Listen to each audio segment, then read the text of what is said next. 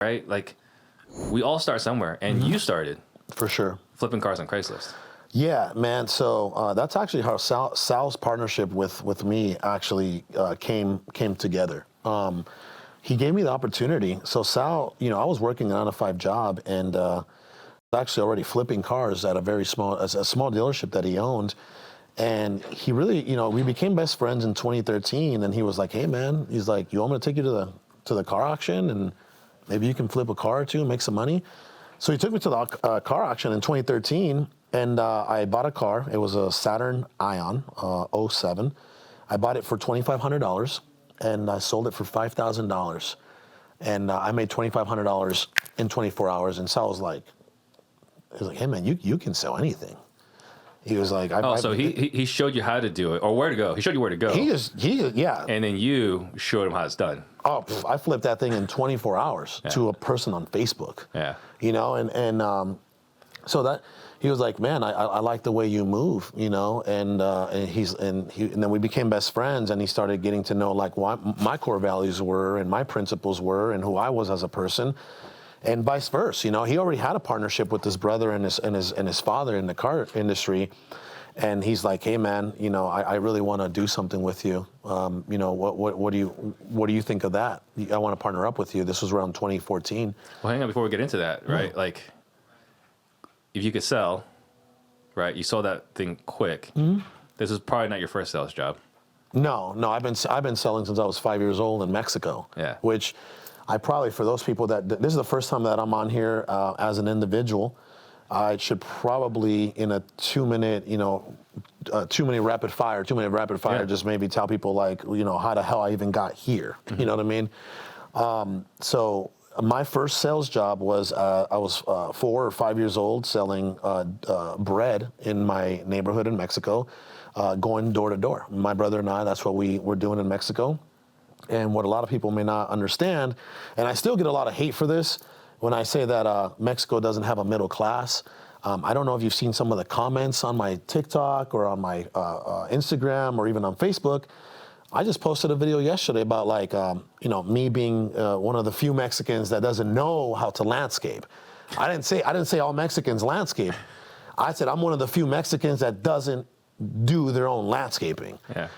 I have 150-something thousand views in one day on TikTok from yesterday, and I have over 500 hate comments.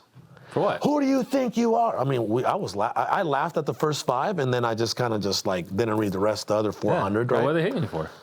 I don't know. They thought I was talking down on my own people, and I'm like, hello. I'm like, hey, unlike you, sir, I'm a Mexican from Mexico. You're a Chicano. You were born in this country with a lot more security than I was. And what I mean by that is this, right? I was born into dirt poverty in Mexico. My house, 350 square feet, had no bedrooms, no bathrooms. On one side, and dirt floors, by the way, and no running electricity and no running water. My running water was when a guy came up in a huge truck with a big old container, and we got gallons from there, okay? That's how we stacked up our water for the week. Our electricity were literally gas lamps that my grandmother would put together. It's like, have you ever seen those gas lamps? You put gas, Yeah. you light it up, there's a little knob, and you can, you can adjust it, it goes up and down, right? That was us for like the first several years of our childhood. And like I said, in that 350 square foot home that was built by hand by my grandfather, it was made out of like little plywood and wood. The structure was wood, dirt floor, and then plywood, and then laminate roofing. And on one side, one queen bed was there, and it was my grandfather and my grandmother. And on the other side, it was me and my brother on one twin bed, and then my mother on another twin bed. There was no living room, there was no bedrooms, there was no bathrooms. I'm still tripping out about the part where people are upset with you about the landscape comment. Are these like Hispanic people? These are Hispanic people. Okay, so they're like, you're talking bad about us, like you think you're better than us, kind of deal. Yeah, Gotcha. yeah, and I know if they, this is the ignorance of people, by the way. More than likely, just your average social media viewer only sees the first how many seconds of the video? Half 3 a to second. 5, right? No, Okay. like first half a second So before they they swipe saw up. the beginning of the video when I say, I might be one of the only Mexicans that you know that doesn't know how to do their own landscaping, or that doesn't do their own landscaping. And then I talked about, the message was your return, your monetary return on time.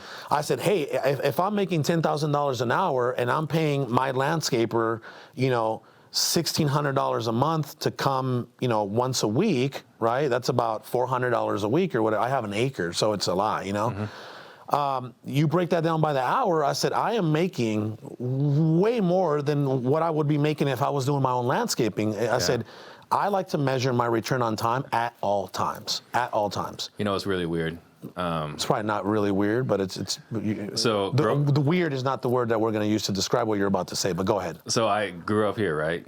Growing up in Arizona, and I went to California for graduate school. For UC San Diego. And that was the very first time I ever seen an Asian landscaper. Right? It wasn't until I went to California. I've never seen an Asian landscaper. It wasn't until I went to California that I was like, we're allowed to landscape? I had no idea. Yeah. So, all right, so going back to sales skills. Yep. Door-to-door, selling bread. Yep. So again, it's congruent with my story, right?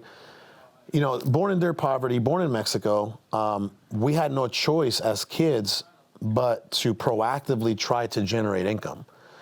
So my first, in our neighborhood, my mom was, at that time, I think she was cleaning resorts. She was cleaning hotel rooms at a resort. And, we were hanging out after school at one of my friend's house, and his mom would bake bread, and it was pretty damn good.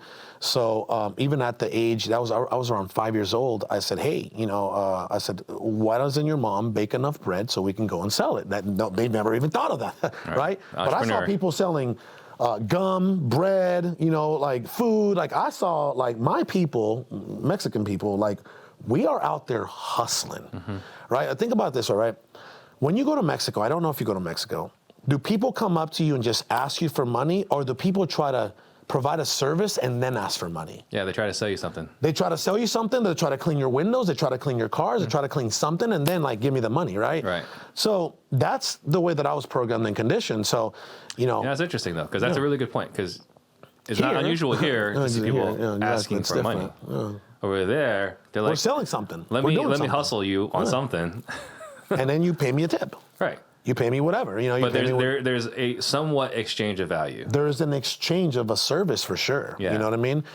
So anyway, that was my first sales job, man, is I was going door to door selling bread. I would keep 50% of the earnings, and I would give, it was like, I guess like a JV deal, right? Give 50% to the baker, which was my friend's mother, and keep 50% for myself.